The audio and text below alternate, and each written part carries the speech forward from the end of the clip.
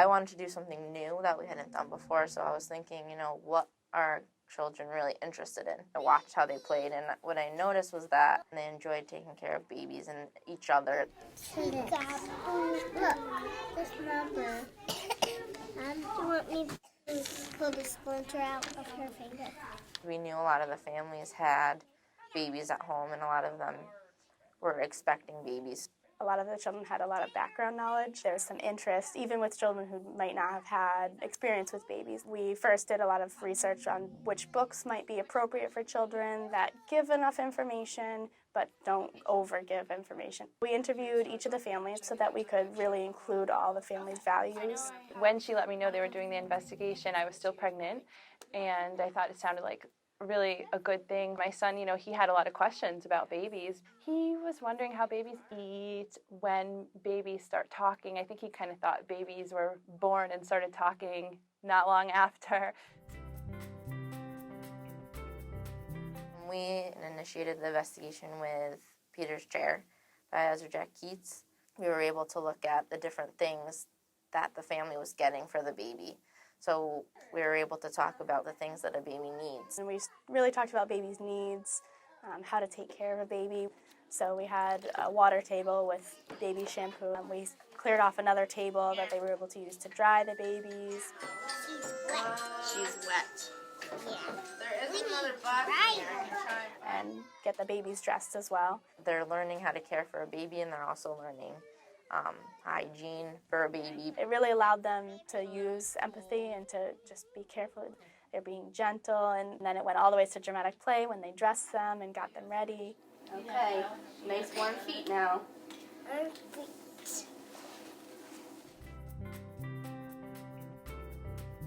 Well, a big thing Heather and I talked about before we started babies was that this would be a great investigation to show them how they themselves grow. A lot of teachers will, do a plant and they'll do the seed and how it grows. But to see that they themselves grew and that they, didn't used to be able to pick up a pencil and now they can write their name, just to show them that they were growing and that living things grow and they are a living thing. We brought in the baby pictures so we could talk a little bit about what babies look like, but also to get the families talking with their children at home about what they were like as a baby. And then we ended up making a book which had a baby picture and describing what you were like as a baby and then what you are like now that you're older. So when we did our diaper experiments, we talked a lot about absorbency and how much the diapers could hold. One of the first experiences we had with the diapers was to open it up and just see what was inside. I'm going to bring it around, and yes, you can feel it. You're going to feel what's inside? And I want you to think about what that makes you think of. Can we smell it? You could smell it. You're thinking like a scientist. And we put it in the sensory table with some dye. You're doing it on the outside, too. I do it by here. What's happening? Is it absorbing? Is it going inside? No. No. What if we do it on the inside of the diaper? Let's try it. The second part of the experiment was to see just how much could a diaper hold. All right, Jackson's going to put in the first scoop. Each child had a turn to add a cup. They estimated beforehand how much cups did they think it would hold, and you could see some of the children's number sense if they understood quantity. What do you think, friends? Is it still holding all of that water? No. What's happening? It's dripping. It's dripping out. So I don't think we can fit any more. Let's check how many cups we put in. And they, saw that a diaper could hold a lot more than they thought. Later on, in small groups, they each had a different diaper. They made their own estimates of how much each one could hold. And finally, they came back to the whole group and shared which one held the most. Lily, you weren't here yesterday. What do you think babies might eat? Applesauce. Goldfish? Do you think babies eat goldfish? No, they don't eat goldfish. What if they get a little bit bigger, do you think? At what age can you start eating goldfish? 1. Maybe 1 year old? The children tasted 5 different types of baby food. I didn't tell them what it was. We put it on little plates, and it just marked a number on each paper plate. A lot of them enjoyed guessing. What vegetable is orange? Carrot. They talked about the properties. They talked about what flavors they tasted. This one tastes like banana yogurt. whether they liked it, whether they thought a baby would like it. A lot of the children did not want to try the baby food, but some of the friends did try, and they were very, very excited. And some of the children were interested in reusing the baby jars to make their own baby food. We listed some ingredients we might use. They mashed it up, we blended it, and most of the children tried it. Our first batch didn't come out so tasty. So we went back to it and we said, how can we change the recipe to make it taste better? Most of them chose fruits, so it made it a little bit sweeter. And we tasted it again, and then it was a success. They loved it. Good, right? One of our biggest key experiences was designing a baby toy, which we had to build some background knowledge with first. What do we know about baby toys? What do babies like? We talked about what were the characteristics of baby toys. Cars, Jersey. Squishy toys. And what we did is we explored baby toys.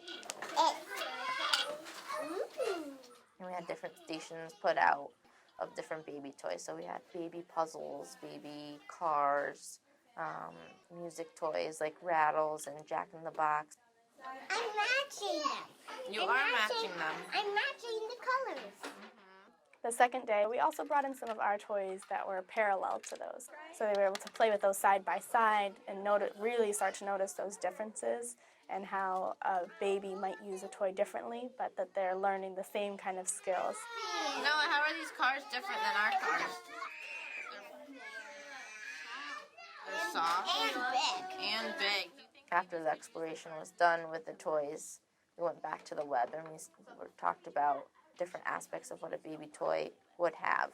It led into the key experience of making the baby toy. We worked individually with the children during center time in the art center. They each decided what kind of toy they might want to make. Each child was able to brainstorm and plan and then execute it. You know, a lot of them are colorful, a lot of them made noise. We had rattles, we had mobiles, we had xylophones. It was just really cool to see it go from a story to exploring to making their own. One of my goals as a teacher is always to engage the families as much as possible. I was actually really excited to get a lot of the parents involved, including some dads. Take a look at our friend Nico. What do you see? He has socks on. He has socks on.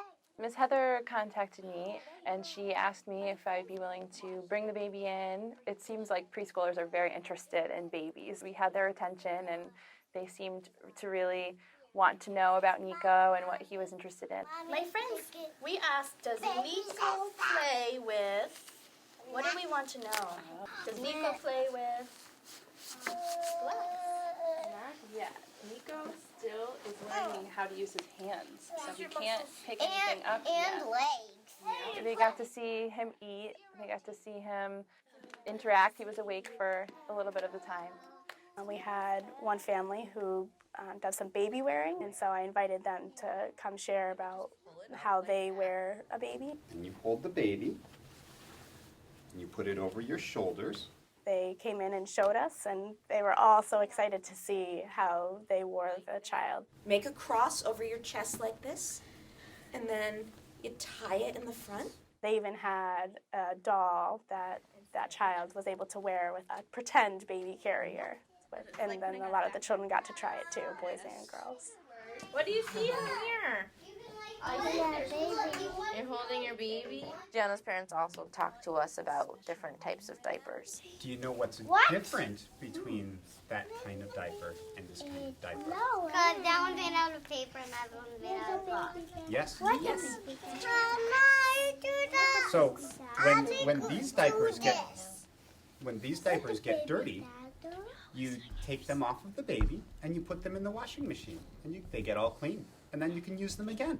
We had it set up so that each child would have a doll that represented them and that they could put the diaper on the baby. It was really awesome for us to have the support of families. Children are definitely more engaged when they see a parent from a child come in and talk about something that is important to them. Legs. Legs, I can't see the legs in the picture. I liked how a lot of it was interactive with the students. They get to experience all of the different aspects of being around babies. My son Noah was able to learn what to expect a little bit with having a baby at home. And he can use his feet and hands. He doesn't know how to control his body. And I think it was good because he could compare what he learned in class to what he's seeing at home. He would talk about the different things that he learned and if his brother is doing them or not doing them. They became much more self-reflective, especially after talking about what they were like as a baby and what they're like now. They're much more aware of each other's needs. They learned how to be empathetic. They learned how to care for somebody else. Seeing how little things like bathing a baby, changing a diaper, feeding a baby really impact the baby. It definitely affected how they were interacting with each other. So it wasn't just like we were seeing girls hold them and love them and care for them. We were seeing boys and girls, which I thought was really awesome too. They talked about what they used to think about babies and then what they've learned. They're really engaging and thinking about the past, getting a sense of time. My mom had me in her tummy, so that was kind of weird. They learned that they grew. They used to be a baby and they used to, drink from a bottle. They used to eat food that was all mashed together, and now they, can use a fork, or they can write their name, or they can, run around on the playground. So they learned that they themselves grew from a baby to who they are now. What kind did you like, Lily? So if you're doing this investigation or planning any investigation with your class, really take into account their background knowledge and really follow their interests and their needs. You might want to do one thing, but their interest might be in something else, and that happened in our classroom. And it made such a difference in how engaged the children were, how much they were learning, and how excited they were for coming to school every day.